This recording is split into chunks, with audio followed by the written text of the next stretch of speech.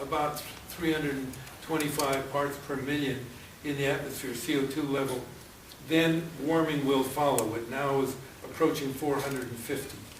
It may be true that there are local areas that do not warm and other areas that warm even higher than was anticipated. There's a disparity, but that doesn't counter the basic argument of the scientists who have studied this issue, that the great problem is the capture of heat worldwide, and that will flood out Bangladesh as Hal has described. So I don't think there is any argument there, but there are discrepancies. You'll find huge differences in rainfall, increases in some areas, strong diminution in others. And temperature, similarly, does vary in different isolated areas.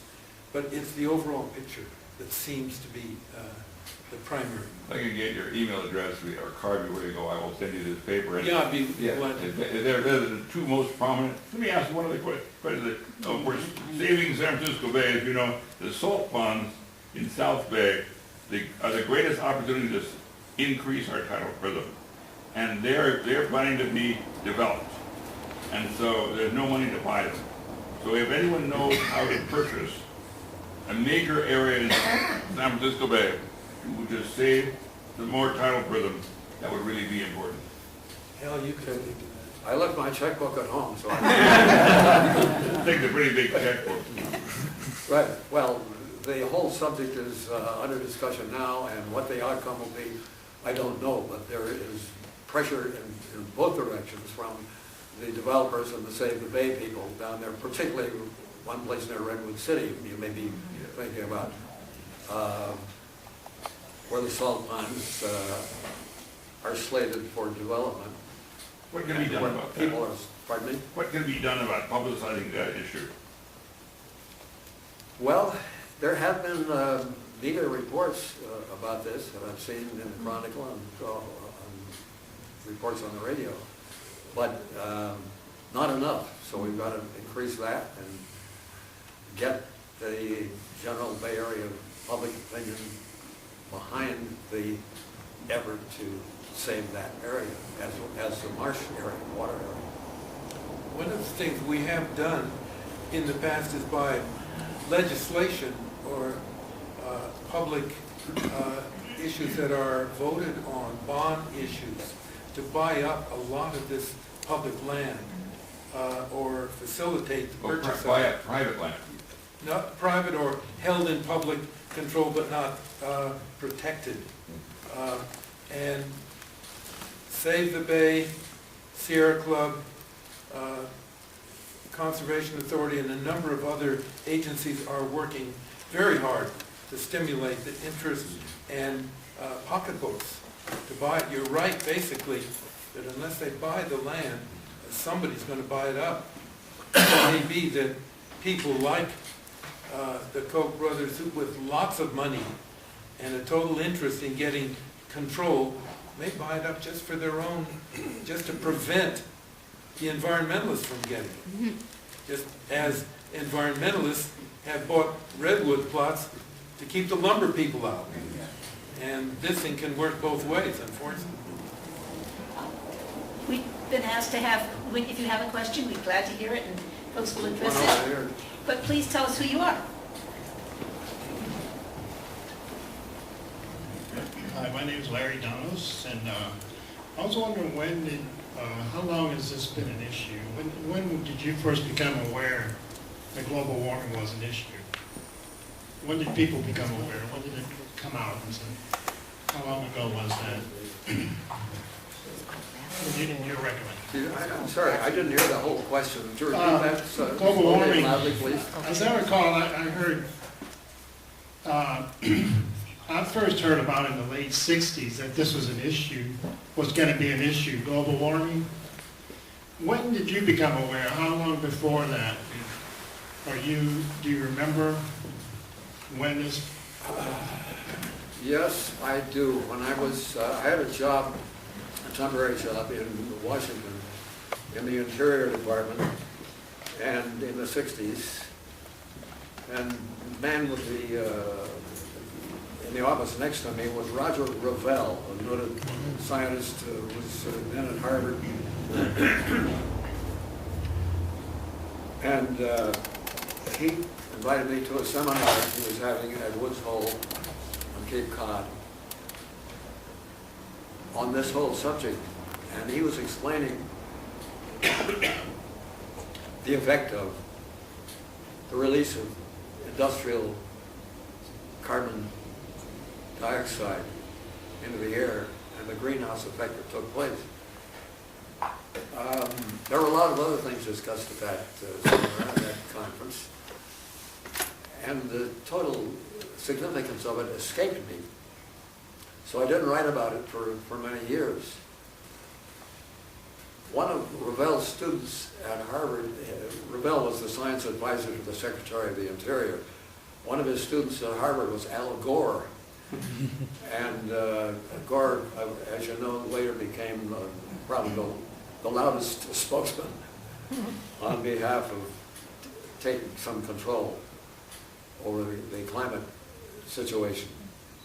So it was not until the late 80s that a NOAA director of their, what is the place in Colorado, the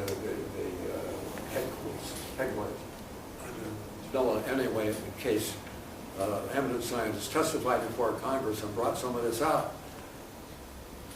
And from then on into the 90s, the realization began to spread around through his work and some others. James Hansen, his book is entitled Storms of My Grandchildren, which is a strange title that's recently come out. And he's talking about the climatic and atmospheric storms stirred up by the increase in global heat. So what kind of a world are my grandchildren going to live in? We're confronting here a moral issue. We have to learn, as one authority said, we have to learn to be good ancestors. And there are references back to the Iroquois tribe that had this philosophy of the seventh generation. You got to consider the seventh generation after us, what's happening to them and all the generations between, and develop this. You see, we've been, as I said before, we've been borrowing from the future.